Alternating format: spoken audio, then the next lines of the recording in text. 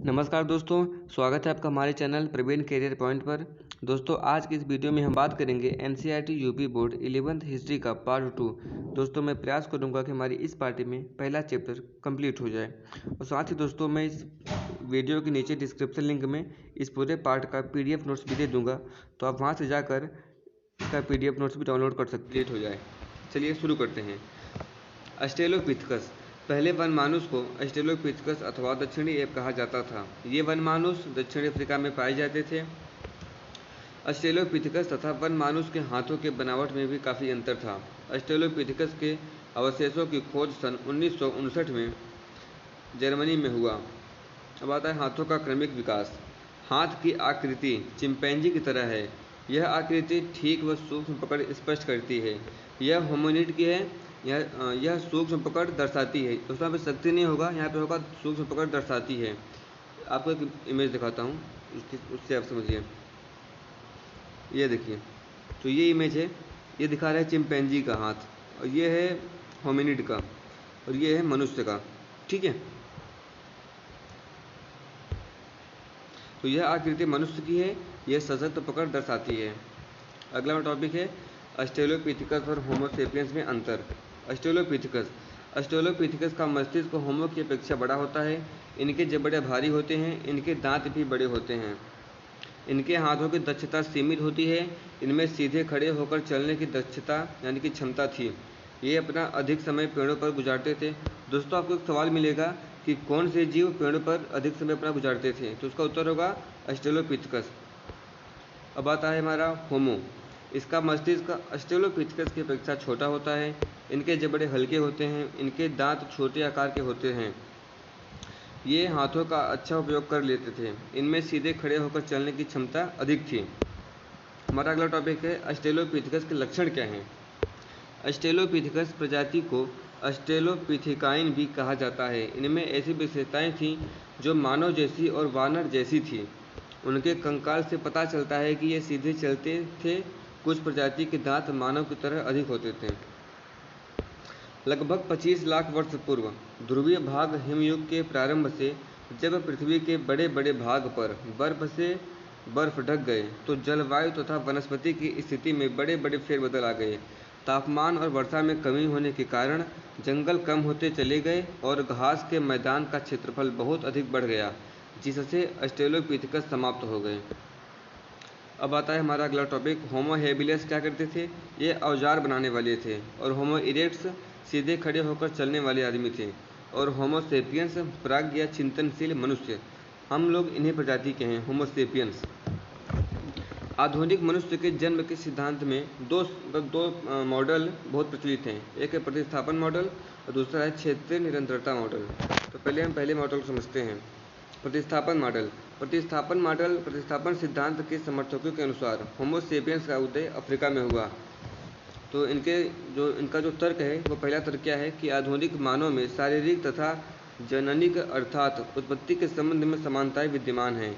इन समानताओं का मूल कारण यह है कि मानव के पूर्वज एक ही स्थान पर पैदा हुए, यानी कि अफ्रीका में पैदा हुए, और वहीं से अन्य स्थानों पर पलायन कर गए। और दूसरा तर्क उन्होंने क्या दिया है कि मानव जाति के जीवाश्म इथियोपिया में ओयो नामक स्थान पर प्राप्त हुए हैं। यह जीवाश्म इस बात की पुष्टि करते हैं कि आधुनिक मानव के पूर्वज एक ही स्थान पर पैदा हुए हैं। ठीक है। और दूसरा मॉडल क्या है, क्षेत्रीय निरंतरता मॉडल। तो क्षेत्रीय निरंतरता मॉडल के अनुसार पुरातन होमो सेपियंस मनुष्य का विकास अनेक स्थानों में धीरे धीरे और भिन्न भिन्न समय में हुआ है। इस मत के समर्थकों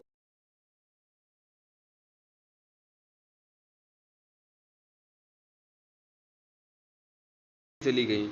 इनके परिणाम स्वरूप इन प्रदेशों में आधुनिक मानव उत्पन्न होने लगे।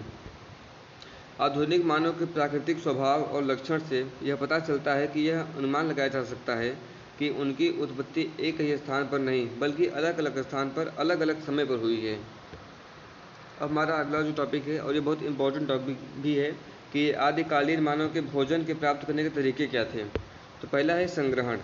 आप लोग समझते ही होंगे कि संग्रहण की क्रिया में पेड़ पौधों से मिलने वाले खाद्य पदार्थ जैसे बीज, गुठलियाँ, बेर, फल एवं कंदमूल को इकट्ठा करना शामिल था। संग्रहण के बारे में केवल अनुमान लगाया जा सकता है, क्योंकि इनके प्रत्यक्ष प्रमाण बहुत कम मिलता है या फिर मिलते हैं। फिर हमारा अगला है शिकार। शिकार संभवतः बाद में शुरू हुआ, लगभग 5 लाख साल पहले। स्तनपायी जानवरों के योजनाबद्ध शिकार और उनका वध करने का सबसे पुराना स्पष्ट साक्ष्य मिलता है। हमारा तीसरा है अपमार्जन। अपमार्जन से तात्पर्य त्यागी हुई वस्तुओं के सफाई करने से है।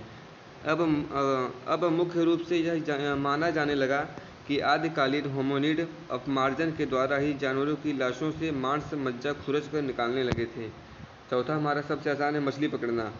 पहले के लोग भी मछली पकड़ते थे, जैसे कि मछली पकड़ना भी भोजन प्राप्त करने का एक महत्वपूर्ण तरीका था। इस बात की जानकारी अनेक खोजों स्थलों से मछली की हड्डियों पकड़ने से होती है। हमारा अगला है प्रारंभिक मानव।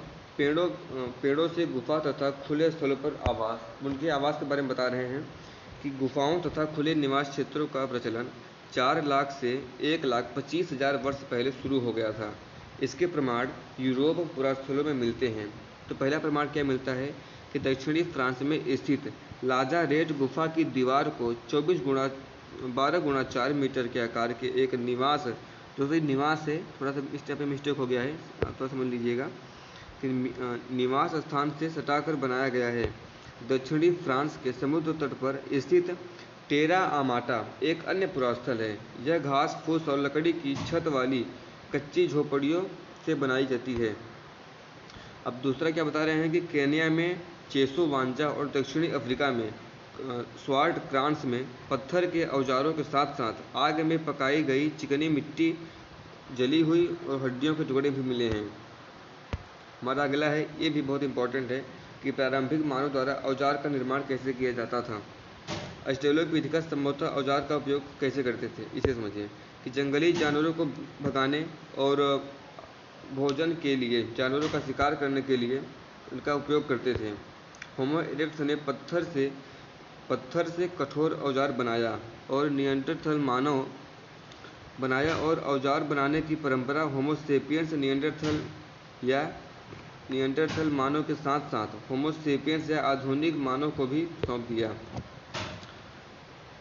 होमो इरेक्टस के द्वारा बनाए गए औजार चमकदार पत्थर के बने होते थे, और जो चट्टानें उन्होंने इन औजारों को बनाने के लिए उपयोग करते थे वे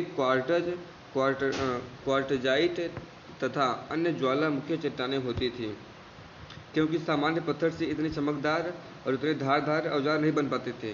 तो इन औजारों को बनाने के लिए एक विशेष किस्म का पत्थर चाहिए होता था, और वो इन्हें ज्वालामुखी चट्टाने से मिलता था। ठीक है, अगला है हमारा टॉपिक निएंडरथल मानव के औजार। निएंडरथल मानव द्वारा औजार बनाने की तकनीक और उनके हाथ और उनके द्वारा बनाए गए औजार अधिक बेहतर किस्म के होते थे। चमकदार पत्थर से पत्रक निकालकर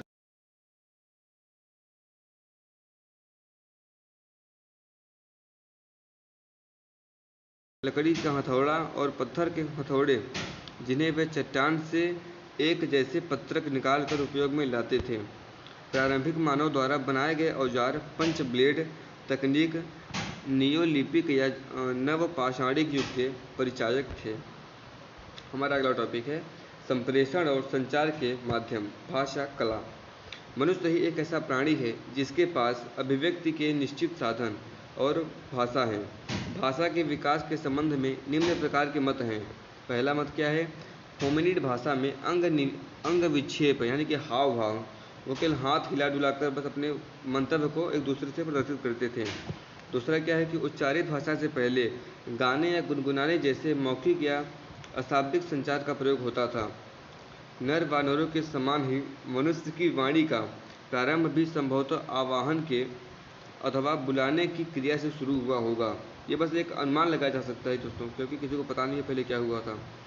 प्रारंभिक अवस्था में मानव बोलने में बहुत कम ध्वनियों का प्रयोग करता रहा होगा, तथा आगे चलकर यही ध्वनियाँ धीरे धीरे भाषा के रूप में विकसित होती चली गई।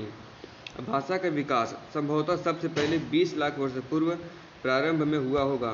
कुछ पुरातत्वविदों का मत है कि स्वरतंत्र, ये लिखा है स्वरतंत्र का विकास भी मस्तिष्क में हुए परिवर्तनों के समान महत्वपूर्ण है। इसका संबंध विशेष रूप से आधुनिक मानव से रहा है। स्वरतंत्र का विकास लगभग 2 लाख वर्ष पूर्व हुआ होगा। दोस्तों मैं इस चैप्टर का PDF नोट्स बनाकर अपने डिस्क्रिप्शन में इसका लिंक दे दूंगा, तो आप लोग वहाँ से जाकर इस PDF नोट्स को डाउनलोड कर लीजिएगा। अब कला के साथ भाषा भी लगभग 40,000 से 35,000 वर्ष पूर्व विकसित हुई। अब इसके कुछ एग्जाम्पल देना चाहते हैं, जैसे कि अल्टामिरा गुफा के चित्र। अल्टामिरा गुफा के चित्र स्पेन में स्थित हैं। यह ऊपरी पुरातन गुफा है जिसमें पुरुषों के हाथों और जंगली जानवरों के चित्र बनाए गए हैं। सन 1980 शोध खोज में सामने आया कि पूर्व मनुष्य कला का इस तरह से काम नहीं कर सकते थे। जब सन 1902 में पेंटिंग की प्रामाणिकता साबित हुई तो लोगों की पूर्व मनुष्य के प्रति धारणा बदल गई।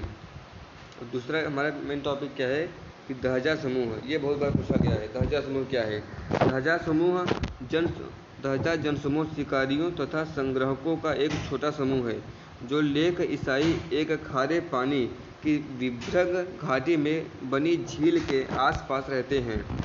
शिकारी संग्राहक समाज वर्तमान से अतीत की ओर।